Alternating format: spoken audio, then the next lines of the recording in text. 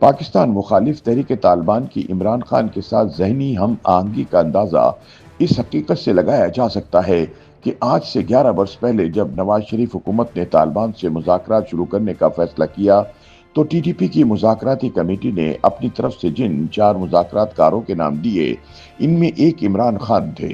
تحریک طالبان کی محبت میں گرفتار عمران خان نے خیبر پختونخوا کو ایک خوفناک جنگی مہم کے الاؤ تک پہنچانے کے بعد نئے وزیر اعلیٰ سے یہ اعلان کروا دیا کہ وہ کسی بھی صورت صوبے میں طالبان کے خلاف فوجی آپریشن نہیں ہونے دیں گے۔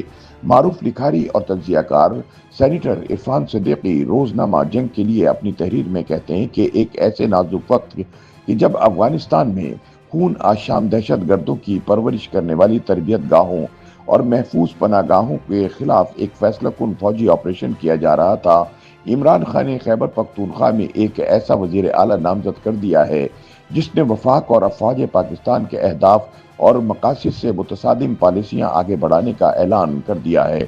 اس حکمت عملی کی تمام تر ہمدردیاں ان دہشت گرد عناصر کے ساتھ ہیں جو شہریوں اور مسلح افواج پر حملے کر رہے ہیں۔ عرفان صدیقی بتاتے ہیں کہ یہ 29 جنوری 2014 کا ذکر ہے۔ پارلیمنٹ میں موجود جماعتوں سے مشاورت کے بعد وزیر اعظم نواز شریف نے قومی اسمبلی میں تقریر کرتے ہوئے کہا کہ ہم امن کو ایک اور موقع دینا چاہتے ہیں۔ ہم نے فیصلہ کیا ہے کہ تحریک طالبان پاکستان کے ساتھ بات چیت کا راستہ کھولا جائے، لیکن کوئی ایسی بات نہیں مانی جائے گی جو ریاست پاکستان اور اس کی حاکمیت اعلیٰ سے متصادم ہو۔ اس موقع پر وزیر اعظم نے قومی اسمبلی میں ہی 4 رکنی مذاکراتی کمیٹی کا اعلان کیا جس کی منظوری ایوان نے ڈیسک بجا کر دی۔ سب سے پرجوش رد عمل عمران خان کا تھا۔ 4 رکنی کمیٹی میں مجھے بطور حکومتی نمائندے کے شامل کیا گیا۔ دیگر ارکان میں افغان امور کے ماہر اور معروف صحافی رحیم اللہ یوسف زئی، سابق سفیر رستم شاہ مہمند اور افغان امور سے آگاہی رکھنے والے میجر ریٹائرڈ محمد عامر شامل تھے۔ خلاف توقع ٹی ٹی پی نے اس پیشرفت کو فوری طور پر خوش آمدید کہا۔ اگلے ہی دن انہوں نے باضابطہ طور پر اعلان کر دیا کہ سرکاری کمیٹی سے بات چیت کے لیے ٹی ٹی پی نے بھی 4 ارکان کی کمیٹی نامزد کر دی ہے۔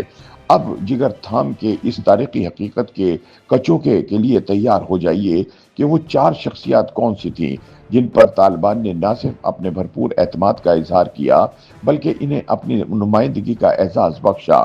ٹی ٹی پی کی نامزد کردہ کمیٹی میں پہلا نام تحریک انصاف کے بانی عمران خان کا تھا، دوسرا نام مولانا سمیع الحق مرحوم کا، تیسرا اسلام آباد لال مسجد کے خطیب مولانا عبدالعزیز کا اور چوتھا جماعت اسلامی کے رہنما پروفیسر محمد ابراہیم کا۔ عرفان صدیقی بتاتے ہیں کہ میں نے مولانا سمیع الحق سے پوچھا کہ کیا واقعی ٹی ٹی پی نے عمران خان کو اپنی مذاکراتی کمیٹی کے نمائندے کے طور پر نامزد کیا ہے؟ مولانا نے مجھ سے تھوڑا وقت لیا اور تصدیق کرتے ہوئے کہنے لگے، انہوں نے عمران کو نامزد ہی نہیں کیا بلکہ ان کا یہ اصرار بھی ہے کہ وہ لازمی اس کمیٹی کا حصہ ہوں۔ جب میں نے یہ بات وزیر اعظم نواز شریف کو بتائی تو وہ تصویر حیرت بن کر بولے، کیا واقعی؟ میں نے کہا جی ہاں۔ اس پر میاں صاحب کہنے لگے کہ آپ ری چیک کر لیں، مجھے تو یہ بہت عجیب بات لگتی ہے۔ عرفان صدیقی کے بقول جب میں نے ری چیک کیا تو یہ بات مستند نکلی۔ ادھر خان صاحب تک بات پہنچی تو انہوں نے پارٹی کا اجلاس طلب کیا۔ جب اس تجویز پر مشاورت ہوئی تو پارٹی کی مرکزی قیادت نے ٹی ٹی پی کی مذاکراتی کمیٹی کا حصہ بننے کی مخالفت کر دی۔ چنانچہ عمران خان نے طالبان کی 4 رکنی مذاکراتی کمیٹی کا رکن بننے سے معذرت کر لی، تاہم انہوں نے وزیر اعظم سے کہا کہ رستم شاہ مہمند کو ٹی ٹی پی کی کمیٹی میں پی ٹی آئی کا نمائندہ سمجھ لیا جائے۔ عرفان صدیقی کہتے ہیں کہ تب عمران خان پاکستان طالبان کی کمیٹی کا حصہ تو نہ بنے لیکن پاکستان میں دہشت گردی کی ہولناک وارداتیں کرنے والی ٹی ٹی پی کی طرف سے ان کی نامزدگی دونوں کے درمیان باہمی اعتماد، گہرے تعلق اور مفاد باہمی کی کہانی ضرور بیان کرتی ہے۔ اس بات کو اب 11 سال ہو چکے ہیں۔ کروٹیں بدلتے سیاسی حالات اور واقعات کی ترشی دونوں کے نشے کو نہیں اتار سکی۔ طالبان کے لیے عمران خان کے عشق میں نہ تو کوئی کمی آئی اور نہ ہی وہ ٹی ٹی پی کے دل سے اتر پائے۔ تازہ ترین حالات سے بھی یہی لگتا ہے کہ حسن کی شوخیاں بھی قائم ہیں اور عشق کی گرمیاں بھی۔ عرفان صدیقی یاد دلاتے ہیں کہ ٹی ٹی پی سے عمران خان کی انسیت کا ایک بڑا ثبوت ان کے عہد اقتدار میں تحریک طالبان کے ہزاروں جنگجوؤں کو خیبر پختونخوا لا کر بسانا تھا۔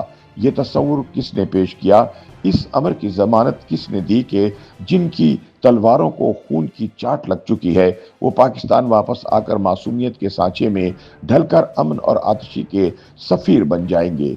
इन जंगजुओं की बाज़ाब्ता रजिस्ट्रेशन और निगरानी का कोई ठोस बंदोबस्त भी नहीं किया गया। इमरान खान के बकौल 40,000 के लगभग इन जंगजुओं के खानदान ला बसाए गए। सवाल ये है कि अब वो कहाँ हैं और क्या कर रहे हैं। फरवरी 2023 में वफाकी वजीर रियाज पीरजादा ने डॉन टीवी को इंटरव्यू देते हुए इंकशाफ किया कि जब अफगान जंग खत्म हुई तो इमरान खान ने बताया कि 30 से 40,000 पाकिस्तानी कबायली जंगजू वापस आना चाहते हैं। इमरान ने कहा कि पीटीआई हुकूमत के सामने सिर्फ दो ही रास्ते थे, एक तो ये कि वो तमाम तालिबान जंगजुओं को मार दे या फिर उनके साथ मुआहदा करे और इन्हें खैबर पख्तूनख्वा में आबाद होने का मौका दे। रियाज पीरजादा ने यह भी बताया कि एक इन कैमरा मीटिंग में जनरल बाजवा ने टीटीपी को वापस पाकिस्तान लाने की वकालत की तो बिलावल भुट्टो और शहबाज शरीफ ने कहा कि ये लोग बेनजीर भुट्टो शहीद समेत कई अहम शख्सियात के कत्ल में मुलविस हैं। ताहम इनकी मुखालफत के बावजूद इमरान खान के इसरार पर तालिबान को वापस लाने का फैसला कर लिया गया। इस मामले में सबसे ज्यादा सरगर्मी जनरल फैज हमीद ने दिखाई। इरफान सिद्दीकी कहते हैं कि आज जब अपने प्यारों की हजारों लाशें उठाने के बाद पाकिस्तानी अवाम का पैमाना सब लबरेज हो चुका है और फैसला साजों ने दहशत गर्दों, इनके सरपरस्तों और उनकी पनागाहों पर कारी ज़रब लगाने का फैसला कर लिया है, तो इमरान खान एक बार फिर तारीख की गलत समत जाकर खड़े हो गए हैं। उन्होंने यकायक अली अमीन गड्डापुर को हटाकर एक ऐसे शख्स को वजीर आला नामजद कर दिया जिसका सारा जोर बयान तालिबान दहशत गर्दों की हम नवाई पर सर्फ होता रहा, जो उनके खिलाफ फौजी ऑपरेशन का सबसे बड़ा मुखालिफ है और जो टीटीपी को पीटीआई की सियासी फौज का हरावल दस्ता समझता है। उनका कहना है कि इमरान मौजूदा हुकूमत गिराने और इन्कलाब लाने के लिए जलसों, धरनों, लॉन्ग मार्चेस, सोशल नाफरमानी और 9 मई के हमलों के बाद मायूस होकर ये इंतहाई खतरनाक हरबा इस्तेमाल करने जा रहे हैं कि पाकिस्तानी हुकूमत और मुसल्लह अफवाज को तालिबान दहशत गर्दों के हाथों जिच कर दिया जाए। सच तो यह है कि इमरान खान तालिबान की मोहब्बत में खुद भी एक खौफनाक जंगी मुहिम के अलाव तक आन पहुंचे हैं, लेकिन डर यह है कि जो अलाव उन्होंने पाकिस्तान के लिए भड़काया है कहीं खुद इसमें ना गिर जाएं।